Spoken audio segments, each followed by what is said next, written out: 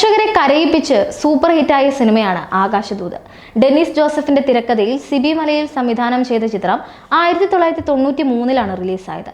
മദ്യപാനിയായ അച്ഛൻ വാഹനാപകടത്തിൽ മരണപ്പെട്ടതോടെ ക്യാൻസർ രോഗിയായ അമ്മ തന്റെ 4 മക്കളെ ദത്തു കൊടുക്കുന്ന കാഴ്ച അന്ന് തിയേറ്ററുകളിൽ കണ്ണീർ പുഴയൊഴുക്കി.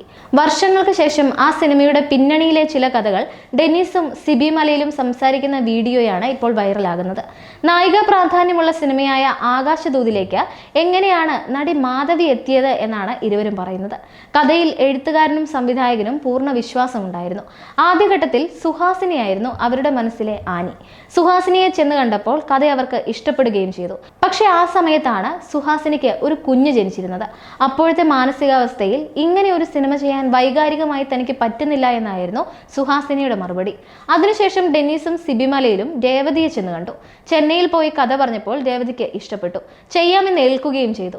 എന്നാൽ നാട്ടിലേക്ക് ഇവർ തിരിച്ചെത്തിയതും ഡെന്നിസിനും സിബി മലയിലും രേവതിയുടെ ഒരു കോള് വന്നു.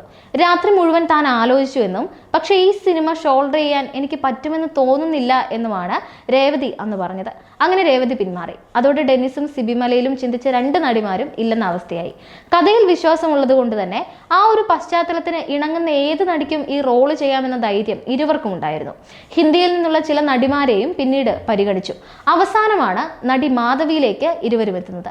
അന്ധവിശ്വാസങ്ങൾ അരങ്ങു വാഴുന്ന കാലമായിരുന്നു അത്. ചില ലൊക്കേഷനുകളിൽ ഷൂട്ട് ചെയ്താൽ, ചിലർ ക്യാമറ യൂണിറ്റിലുണ്ടായാൽ, ഇന്ന ഹോട്ടലിൽ താമസിച്ചാൽ സിനിമ വിജയിക്കില്ല എന്നൊക്കെ വിശ്വസിച്ചിരുന്ന കാലത്ത് മാധവി രാശിയില്ലാത്ത നടിയാണെന്ന പറച്ചിലും ശക്തമായിട്ടുണ്ടായിരുന്നു.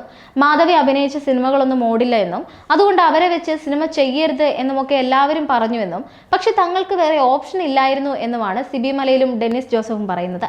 ഷൂട്ടിംഗ് ആരംഭിച്ചപ്പോൾ പ്രശ്നം മാധവിയുടെ ഓവർ മേക്കപ്പ് ആയിരുന്നു.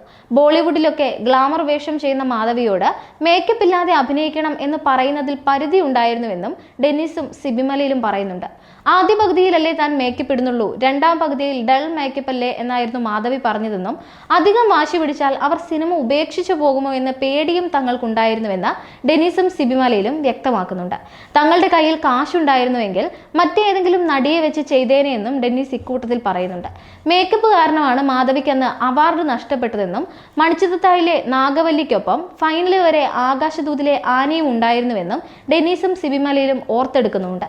പക്ഷേ ഓവർ മേക്കപ്പ് മൂലം മാധവിക്ക് അവാർഡ് നഷ്ടപ്പെടുകയായിരുന്നുവെന്നും സിബി മലയിലും ഡെന്നിസ് ജോസഫും പറയുന്നുണ്ട്. തുടക്കത്തിൽ ആകാശദൂത് കാണാൻ ആള് കയറിയിരുന്നില്ല എന്നൊരു കഥ കൂടി അണിയറ പ്രവർത്തകർ മുൻപ് പറഞ്ഞിട്ടുണ്ട്. പ്രമോഷൻ തന്ത്രങ്ങൾ കൂടി ഉപയോഗിച്ചാണ് ചിത്രത്തിന് തിയേറ്ററിൽ ആദ്യ സമയത്ത് ആളെ കയറ്റിയത്. എല്ലാ തിയേറ്ററിലും ടിക്കറ്റ് എടുക്കുമ്പോൾ കൂട്ടത്തിൽ ആകാശദൂത് എന്ന് പ്രിന്റ് ചെയ്ത തൂവാല കൂടി കൊടുത്താണ് പ്രമോഷൻ നടത്തിയത്. കരഞ്ഞിറങ്ങിയവർക്ക് തൂവാല ഗുണം ചെയ്തു.